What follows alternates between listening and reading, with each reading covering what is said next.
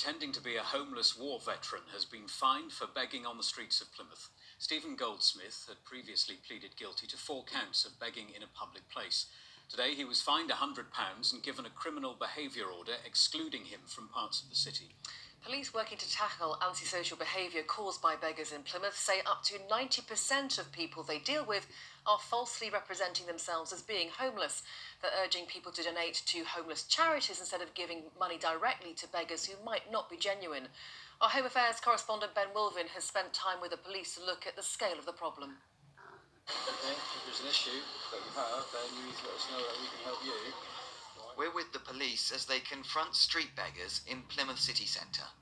They say the woman they're speaking to is someone they see regularly.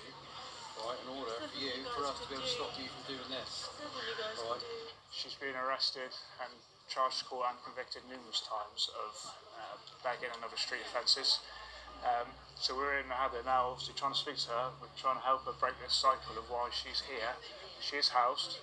She does have a partner. She does have some structure around her, so we've got to really try and get to the bottom of why she keeps coming here. How long has she been doing this? That I know of for a few years. One officer tells us most of the people he's dealt with in the last year aren't genuinely homeless. Probably around 20 that I would call as regular begging individuals sat on the plane, which I would imagine probably 85-90% of those were falsely representing themselves. When was the last time you arrested? A couple of months ago. The next person officers come across is actually sleeping on the streets. He's known to charity workers and has a Class A drugs addiction. £50 a day. On heroin? Yes. And I've actually dealt with somebody in the past that has to beg for around £700 a week just to fund their habit, and they get that from begging. I'm out tomorrow morning with the rescue team at 6. Do you know where roughly you're going to be? Because we'll come and find you. Tara Wilkinson manages the city's multi-agency rough sleeper team. There was 8 seen out last week, so numbers are down more than we've seen in such a long time, and that's, down to partnership working, the government funding, new initiatives in the city. We are seeing a real decline in rough sleeping. The man sentenced today to a criminal behaviour order for his begging used signs saying he was ex-forces, but the court heard police had been unable to verify Stephen Goldsmith's claim he was a war veteran. Should we ever give money to street beggars? My straight and simple answer to that is no.